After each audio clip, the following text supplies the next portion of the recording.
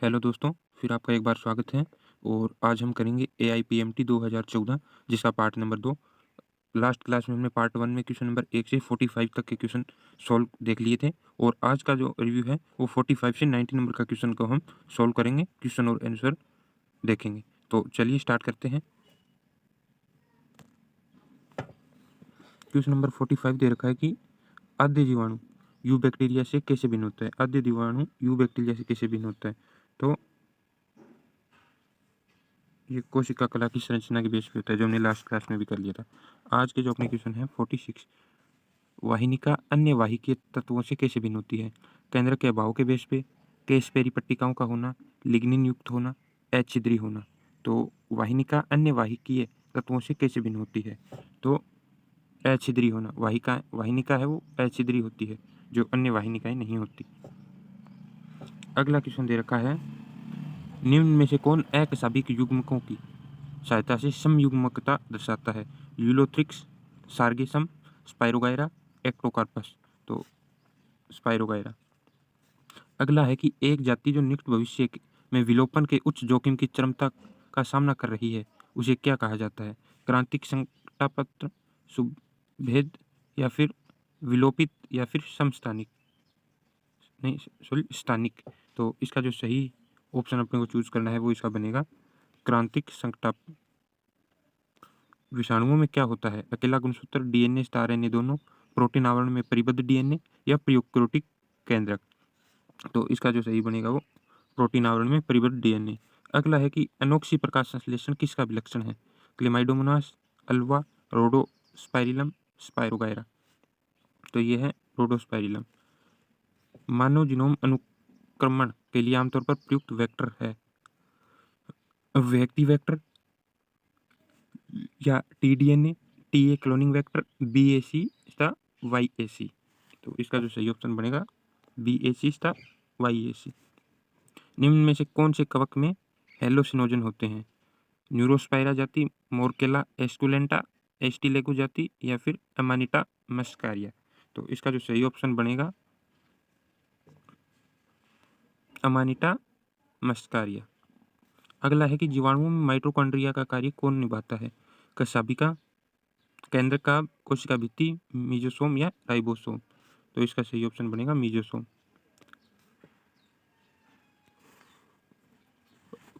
अगला है कि कोशिका चक्र के एस प्रावस्था में क्या होता है। गुणसूत्र की संख्या अधिक होती है, प्रत्येक कोशिका में डीएनए की मात्रा आधी रह जाती है, प्रत्येक कोशिका में डीएनए की मात्रा दुगनी हो जाती है, प्रत्येक कोशिका में डीएनए की मात्रा समान रहती है। तो सही बनेगा कि प्रत्येक कोशिका में डीएनए की मात्रा दुगनी हो जाती है। जब बाह्य दल या दलपुंज के किनारे बिना किसी विशेष दिशा के दूसरे को अतिच्छादित करते हो तो ये क्या कहलाती है। व्यावर्ती, वैक्सिलरी, कोरस्पर्शी, या कोरछादी। तो ये कहलाती है कोरछादी। अगला क्वेश्चन है कि एक मनुष्य जिसका पिता वर्णांतता से ग्रसित था ऐसी स्त्री से विवाह करता है जिसकी माता वर्णांतता से ग्रसित है, तो पिता और उसका पिता सामान्य है। इस युगल में नर बच्चों को कितना प्रतिशत वर्णांत होगा, यानी कितने प्रतिशत चांस हैं। तो 50%, 75, 25 या 0। तो जेनेटिक्स का क्वेश्चन है और उसका सही आंसर बनेगा 50% चांस रहेंगे। निम्न में से कौन सा एक अनअपचायक कार्बोहाइड्रेट है। लैक्टोज, माल्टोज, राइबोज, या राइबोज 5-फॉस्फेट, या सुक्रोज। बिल्ली और छिपकली में अग्रपात चलने, व्हेल के अग्रपात तैरने, और चमगादड़ के अग्रपात उड़ने में के लिए होते हैं। ये किसके उदाहरण हैं। तो इवोल्यूशन का क्वेश्चन है और समजात, अभिसारी, समवर्ती, अनुकूली विकिरण। तो इसका सही बनेगा समजात अंग। निम्न में से सही कथन बताइए। मक्का के दाने एक प्रोटीनीकृत एल्यूरोन पर उपस्थित होती है। एक बंदे स्त्री केसर को बंदे पुकेसर कहा जाता है। घासों के बीज भ्रूणपोषी नहीं होते। आम एक अनिषेच की फल है। तो इसमें सही कथन अपने को बताना है और सही कथन बनेगा कि मक्का के दाने एक प्रोटीनीकृत एल्यूरोन पर उपस्थित होती है। पराग टिक्सिया बाजार में किसके लिए उपलब्ध है। खाद्य संपूरण के लिए, पात्र निषेचन के लिए, बाह्य स्थानीय संरक्षण के लिए, प्रजनन प्रयोजनों के लिए। तो ये खाद्य संपूर्ण के लिए उपस्थित है। एक स्थलीय पारिस्थितिकी तंत्र में फॉस्फोरस चक्र का सरलीकृत मॉडल नीचे दिया गया जिसमें 4 खाली स्थान है, इनको पहचानिए। कंज्यूमर, फिर अपने को ए दे रखा है, फिर सॉइल सोल्यूशन, फिर बी फुलफिल करना है और अपने को यहाँ सी फिल करना है और ये डी यहाँ से फिल करना है। तो ए बी सी और डी। और क्या था कि स्थलीय पारिस्थितिकी में फोर्स चक्कर। तो ए में कंज्यूमर से अप्रैल से सॉइल सोल्यूशन और चट्टानी खनिज, और सी में बनेगा उत्पादक से करकट, यानी पहला ही जाएगा 61 का पहला। अगला क्वेश्चन है कि निम्न में से सही सम्मिलित करना है। तारक केंद्रक जाएगा न्यूक्लिक अम्ल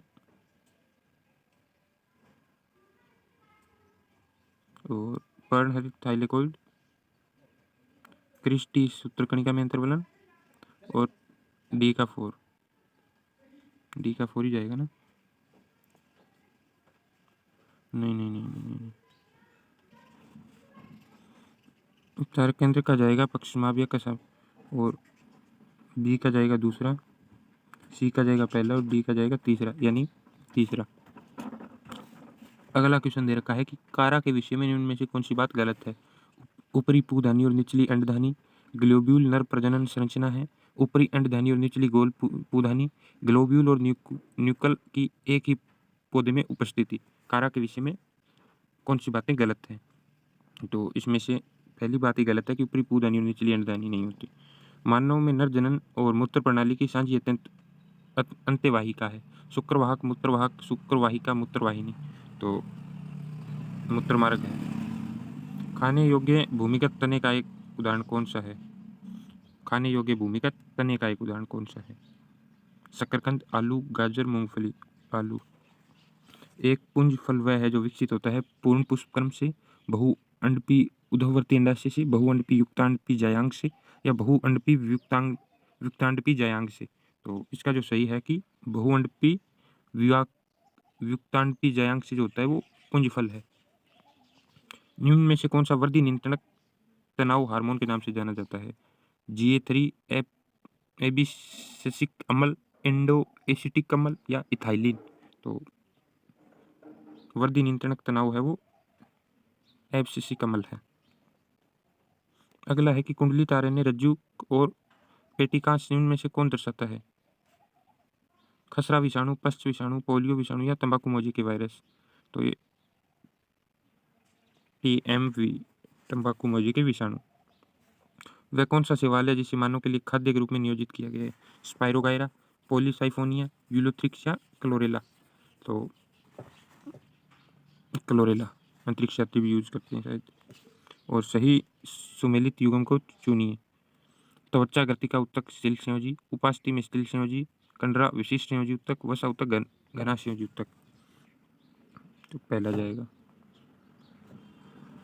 अगला है कि निम्न में से कौन सी एक संवृष्टि संरचनाएं हैं। बागेनवेलिया के कांटे, कुकुरबिटा के तंतु, डॉल्फिन के फ्लिपर्स तथा घोड़े के पैर, चमगादड़ के पंख तथा कबूतर के पंख, प्रौन के गिल और मनुष्य के फेफड़े। तो प्रौन के गिल और मनुष्य के फेफड़े संवृत्ति संरचना। रक्त द्वारा अवशोषित कार्बन डाइऑक्साइड का 70% भाग फेफड़ों तक परिवहन कैसे होता है। RBC कोशिकाओं से जुड़कर कार्बोमिनो हीमोग्लोबिन के रूप में, बाइकार्बोनेट आयन के रूप में या गैस के अणुओं की घुली हुई अवस्था में।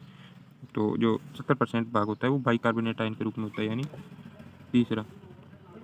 जल में रखी गई ये कोशिका का प्राशनीय फैलाव मुख्य से किसके द्वारा नियंत्रित होता है। लवक या फिर माइटोकॉन्ड्रिया या राइबोसोम या वैक्यूल्स। तो इसका जो इसमें जो जल में रखी गई कोशिका का प्राशनीय फैलाव मुख्यतः किसके द्वारा नियंत्रित होता है। तो इसका जो सही अपने पास बनेगा वो वैक्यूल्स के द्वारा नियंत्रित होता है। अगला है कि बीजांडानाशन और फल भित्ति दोनों के खाने योग्य भाग किसमें है।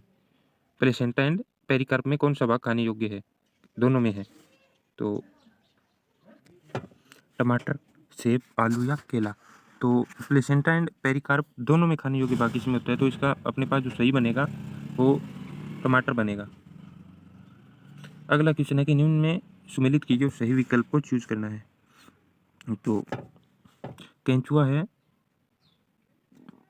अपराधारी और अनुक्रमण अग्रामी जातियां, अग्रग्रामी, और पारिस्थितिकी तंत्र सेवा, जन्म दर, जनसंख्या वृद्धि, परागकण। डी का, एक मिनट, ये फिर गलत हो गया अपना, ये सी का जाएगा, इसमें ये 5 लिख रखा है, यहाँ पे 4 होगा, सी का 4 के साथ और डी का 3 के साथ, यानी 75 का सेकंड। अगला है कि कौन सा संगठन जातियों को रेड सूची प्रकाशित करता है, जानवरों की रेड सूची? तो WNEP, ICFRE, WWE या IUCN? तो IUCN है वो रेड लिस्टेड संगठन जातियों की सूची प्रकाशित करता है। अगला है कि कौन सी गैस अवायवीय आपंक संपाचित्र में उत्पन्न होती है? Methane, hydrogen sulphide, CO2, hydrogen sulphide and CO2, केवल मीथेन तथा CO2, मीथेन, हाइड्रोजन सल्फाइड तथा CO2? तो मीथेन, हाइड्रोजन सल्फाइड तथा CO2 अवायवीय आपंक संपाचित्र में उत्पन्न होती है। अगला क्वेश्चन है कि जिस प्रकार एक व्यक्ति गर्मी के मौसम में गर्मी से बचने के लिए दिल्ली से शिमला जाता है, उसी प्रकार साइबेरिया और अन्य अत्यधिक ठंडे उत्तरी प्रदेशों में हजारों प्रवासी पक्षी किस ओर जाते हैं? कार्बेट राष्ट्रीय उद्यान, केवलादेव राष्ट्रीय उद्यान, पश्चिमी घाट या मेघालय? तो वो जाते हैं केवलादेव राष्ट्रीय उद्यान। अगला है कि सही मिलान वाले जोड़े का चुनाव कीजिए, और नेफ्रॉन के नलिकाकार भाग घनाकार उपकलाएं, पहला ही सही दे रखा है। अगला है कि सजात पुष्पी प्राकरण में क्या होता है? एक पुष्प का निषेचन उसी समष्टि के दूसरे पादप के रूप में पराग से, या एक पुष्प का निषेचन दूसरे समष्टि के दूसरे पादप के पुष्प के पराग से, या एक पुष्प का निषेचन उसी पादप के दूसरे पुष्प के पराग से, या फिर एक पुष्प का निषेचन उसी पुष्प के पराग से? सजात पुष्पी प्राकरण में क्या होता है? तो सजात पुष्पी प्राकरण में होता है कि एक पुष्प का निषेचन उसी पादप के दूसरे पुष्प के पराग से होता है। अगला है कि एक नारी जो टर्नर सिंड्रोम से ग्रस्त है, वह नर्स के लक्षण दर्शाती है। एक सामान्य पति के साथ बच्चे पैदा कर सकती है, उसमें 45 गुणसूत्र XO के साथ है, उसमें एक अधिक X गुणसूत्र है। तो इसमें बनेगा कि उसमें 45 गुणसूत्र XO के साथ है। अगला है कि पुनर्योजी रिकॉम्बिनेज एंजाइम अर्धसूत्री विभाजन की किस अवस्था में आवश्यक है? डिप्लोटीन, पेक्टाइटिन, डाइकाइनेसिस या जाइगोटीन? तो वो है पेकाइटिन में। पुनर्योजी रिकॉम्बिनेज एंजाइम अर्धसूत्री विभाजन की पेकाइटिन अवस्था में आवश्यक है। हार्मोन की पहचान के साथ उसके सही स्रोत और सही कार्य का मिलान कीजिए। प्रोजेस्टेरोन कार्पस ल्यूटियम और स्त्रियों में द्वितीय लैंगिक अंगों की वृद्धि और क्रियाओं की प्रेरणा करता है। अगला दे रखा है कि एट्रियल नेट्रियूरेटिक कारक हृदय की नीले भित्ति को रक्त दाब बढ़ाता है। अगला है ऑक्सीटोसिन पश्च पीयूष ग्रंथि से रिलीज होता है और दुग्ध ग्रंथियों के विकास और रखरखाव। अगला है कि मेलेटोनिन पिलिन ग्रंथि से रिलीज होता है, सोने जागने के चक्र की सामान्य लय का नियमन करता है। तो अपने को बताना है कि कौन सा हार्मोन कौन से ग्लैंड से स्रावित होता है और कौन सा कार्य करता है। तो इसमें से जो सही बनेगा वो है मेलेटोनिन, पीनियल ग्लैंड से रिलीज होता है और सोने जागने के यानी अपने चक्र को नियमित करता है। अगला है कि एक ठोस रेखिक साइटोपिंजर जिसका व्यास 6 नैनोमीटर है, जो एकल प्रकार के एक लक्ष्य से बना है, किस नाम से जाना जाएगा? 6 नैनोमीटर एकल प्रकार के एक लक्ष्य से बना है, सिंगल टाइप ऑफ मोनोमर। तो क्या कहलाएगा? लेमिनस, माइक्रोफिलामेंट्स, माइक्रोट्यूब्यूल्स या मध्यस्थ तंतु, इंटरमीडिएट फिलामेंट? तो इसका जो सही बनेगा वो बनेगा माइक्रोफिलामेंट, सूक्ष्म तंतु। अगला है कि प्रानुकंपी तंत्रिकीय संकेत हृदय के कार्य संचालन को कैसे प्रभावित करते हैं? हृदय स्पंदन गति और हृदय निकास दोनों बढ़ जाते हैं। हृदय स्पंदन गति कम हो जाती है लेकिन हृदय निकास बढ़ जाता है। हृदय स्पंदन गति और हृदय निकास को कम करके, या हृदय स्पंदन गति हृदय निकास को बिना प्रभावित करके बढ़ जाता है। तो प्रानुकंपी पैरासिम्पैथेटिक न्यूरल सिग्नल जो हृदय के संचलन को प्रभावित करता है, उसका सही तरीका है कि हृदय स्पंदन गति और हृदय निकास कम करके। अगला जो क्वेश्चन है 86, मानव में कंकाल तंत्र में संधि के प्रकार उसके उदाहरणों का सही मेल चयन कीजिए। तो सही मेल अपने को चयन करना है तो संधि का प्रकार दे रखा है कब्जा संधि यानी हिज जॉइंट, ह्यूमरस और अंश मेखला के मध्य होता है। विसर्पी यानी ग्लाइडिंग संधि कार्पस के मध्य होता है। उपास्थि युक्त संधि फ्रंटल और पैराइटल के मध्य होता है। दुराग्र संधि तीसरी और चौथी ग्रीवा के सिरुकांकों के मध्य होता है। तो इसमें से जो सही दे रखे हैं वो है विसर्पी संधि यानी ग्लाइडिंग कार्पस के मध्य होते हैं, कार्पल्स। अगला है कि केवल कौन सा संवाहक डीएनए के एक छोटे टुकड़े को क्लोन कर सकता है? कौन सा संवाहक डीएनए एक छोटे टुकड़े को क्लोन कर सकता है? प्लाज्मिड, कोसमिड, जीवाणु का कृत्रिम गुणसूत्र या फिर यीस्ट का कृत्रिम गुणसूत्र? तो प्लाज्मिड है वो कर सकता है छोटे टुकड़े को क्लोन। अगला है कि फ्रक्टोज का अवशोषण आंतरिक श्लेष्मिका कोशिकाओं में से होकर रक्त के किस क्रियाविधि के द्वारा होता है? फ्रक्टोज का अवशोषण आंत्र की श्लेष्मिका कोशिकाओं में से होकर रक्त की किस क्रियाविधि के द्वारा होता है? सामान्य विस्तरण, सक्रिय परिवहन, सह परिवहन क्रियाविधि या सुसाध्य परिवहन? तो इसका बनेगा सुसाध्य परिवहन के द्वारा होता है। अगला है कि नाइट्रोजन और पोटेशियम की कमी के सबसे लक्षण पहले कहाँ दिखाई देते हैं? जड़ों में, पौधे में बात कर रखी है कि नाइट्रोजन और पोटेशियम की कमी के कौन से लक्षण अपने को दिखाई देंगे? जड़ों में जीर्णमान पत्तियों में, जीर्णमान यानी सेनेसेंट लीव्स, और कलियों में या तरुण पत्तियों में, यंग लीव्स, पुरानी लीव्स, या जड़ों में या कलियों में? तो इसका सही जो बनेगा पुरानी पत्तियों में, जीर्णमान पत्तियों में दिखेंगे अपने को लक्षण पहले दिए जाएंगे। मानव में दूध के पाचन की आरंभिक क्रिया किसके द्वारा की जाती है? यानी मानव में दूध पाचन की आरंभिक क्रिया किसके द्वारा की जाती है? रेनिन एंजाइम, पेप्सिन, लाइपेज या ट्रिप्सिन? तो रेनिन जो एंजाइम है वो दूध पाचन की आरंभिक क्रिया करता है। ये अपने AIPMT 2014 के 90 क्वेश्चन हमने कंप्लीट कर लिए हैं और आप इसकी प्रैक्टिस जरूर करें। और अगली जो अपनी रहेगी 2015 के क्वेश्चन के रिव्यू रहेंगे जो अपन कल करेंगे नेक्स्ट क्लास में। और आप वीडियो को लाइक ज़रूर करें और चैनल पे नए हैं तो सब्सक्राइब भी करिए। चलिए धन्यवाद, मिलते हैं नेक्स्ट क्लास में।